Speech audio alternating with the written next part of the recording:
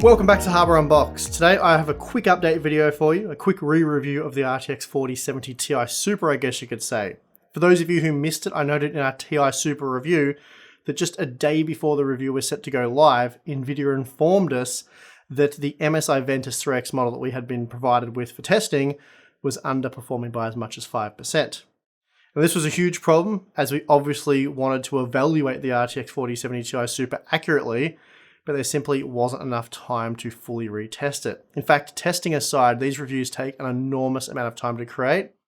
The week leading up to the 4070 Ti Super and 7600 XT reviews, I was working 16 to 18 hour days, pretty much 7 days a week. But that's not a complaint on my behalf. I absolutely love this. The point rather being that 24 hours just isn't enough time to reproduce just days and days of testing. But we're also not going to post a product review with an incorrect conclusion due to inaccurate testing. So with the little time that I did have available, I slotted in the ASUS Tough Gaming version of the RTX 4070 Ti Super into our test system, quickly validated our 1440p data, and after a few hours, it was pretty clear that the data that we had was within a few percent of the Tough Gaming, and therefore our conclusion wouldn't change.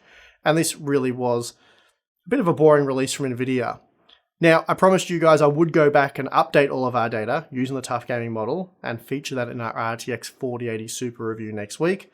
But since I now have all of the data, I figured, why wait? We can just quickly go over it now. Also, the slightly underperforming MSI Ventus 3X graphics card wasn't necessarily my fault, but I did make a sloppy error that was my fault, and I'd like to apologize for that and then correct it. Shortly after releasing that video, which went out at 1 AM local time, mind you, I was made aware of a sloppy error in my specs table where I got multiple specifications wrong, stuff like the RTX 4080 core count and L2 cache capacity of the RTX 4070 Ti Super. So pretty basic stuff there, a bit embarrassing. Anyway, I pinned a comment on the video at around 2 AM explaining the error. I also then trimmed that section of the video out using the YouTube trim function. But unfortunately, this does require an entire, it requires the video to be reprocessed, which generally does take several hours. So that being the case, I was completely exhausted and I went to bed at around 3 AM. So upon waking up, I quickly headed out to the office and found that YouTube had processed the video. I then updated the pinned comment, and then I had to change all the timestamps as well because they were now out, because about 2 minutes of the video had been cut, removing that specification section that I got wrong. I also updated the specs table and the script for the written version over at TechSpot, and in the pinned comment, I linked people who were interested in looking at the correct specifications to go over to the TechSpot review. So that was my screw up sorted, and before we move on, here is the correct specifications table. The RTX 4070 Ti has 13% fewer cores than the 4080 and 10% more than the 4070 Ti.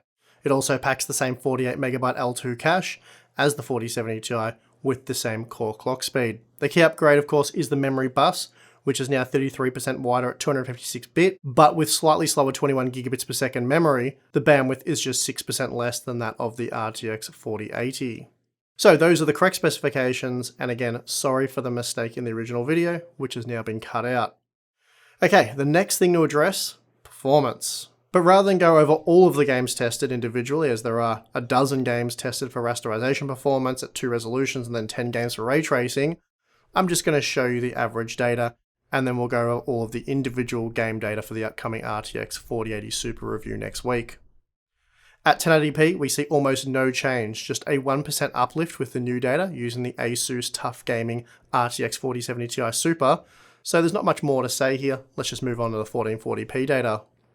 Now at 1440p, we're seeing a 3% increase with the Tough Gaming over the Ventus 3X, going from 120 FPS to 124 FPS.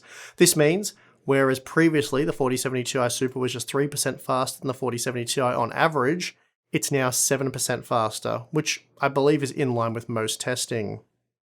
So just a very minor improvement overall here, and this is where those gains come from. Interestingly, we did see a rather large 9% uplift in Hogwarts Legacy with the Tough Gaming, with fairly minor gains elsewhere. 4% in Resident Evil 4, and A Plague Tale Requiem, with little to nothing everywhere else. Now at 4K, we're again looking at a 3% performance increase on average when using the Tough Gaming model, taking us from an average of 68 FPS to 70 FPS. Still, this meant whereas previously we found the RTX 4070 Ti Super to be 6% faster than the 4070 Ti, it's now 9% faster, so about what the difference in specifications would suggest we'd see.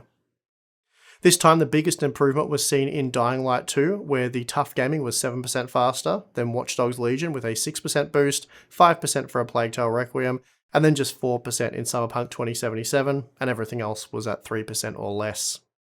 Then we have the ray tracing data, and here we're seeing a 2% increase when calculating using the geomean, making the 4070 Ti Super now 6% faster than the standard 4070 Ti.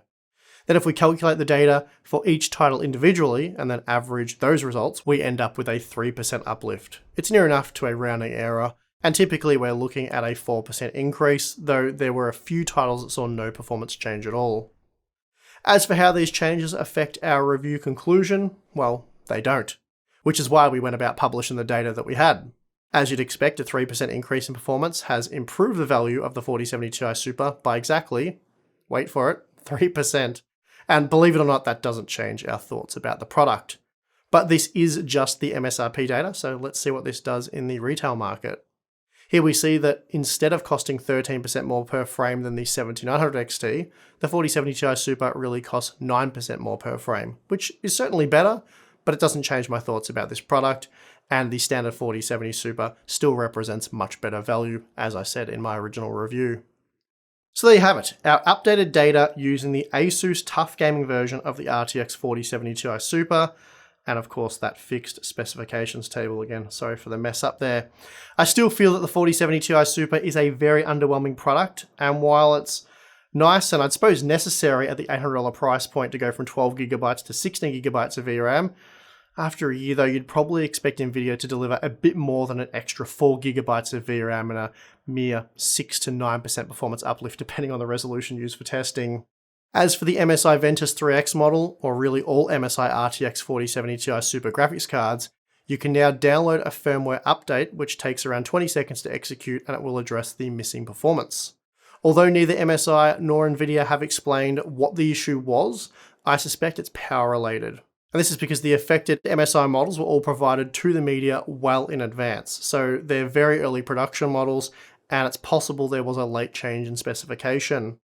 It appears to me that the MSI models were shipped with a lower TDP, which can result in a performance loss, despite clock speeds appearing correct. And this is a result of Nvidia's advanced power gating technology, which can gate off some of the SMs to save power. So while the GPU might be running the cores at 2.7 GHz, not all cores are active due to a limited power budget. And this explains why at 1080p, or some of the less demanding games, we saw little to no difference in performance between the Ventus 3X and Tough Gaming, while in the more demanding scenarios, we consistently saw a performance improvement with the ASUS model. And this would also explain why I heard reports that some Ventus 3X models were 5% slower on average, while others were 1 to 2% slower. Basically, the reports were all over the place. But this makes sense, as silicon quality does come into play here.